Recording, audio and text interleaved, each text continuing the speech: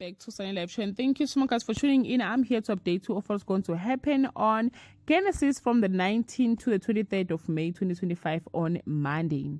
Gabriel spins a web of deceit, dismantling Felicia's reputation and leaking secrets to the press to serve his dark agenda.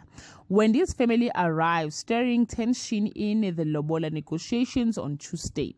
Gabriel's chaos continues to wreak havoc in Felicia's life. Mpumi warned his sister of the importance of respecting traditional practices. A warm heart comforts pained Nobutle's heart on Wednesday. Gabriel spins a web to further discredit a Proverbs 31 woman. Mpumi receives unwelcome news and Ishmael reaches another stumbling block on Thursday.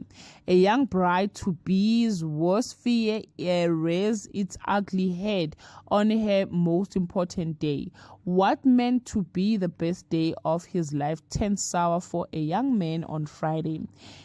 He who searches for the truth must fight, must first empty himself of all that he behold to be true. Siblings rivalry turns ugly. Will Felicia ever gain control of Genesis Records? Well, guys, that's all I have for today. You can leave your comment below and share.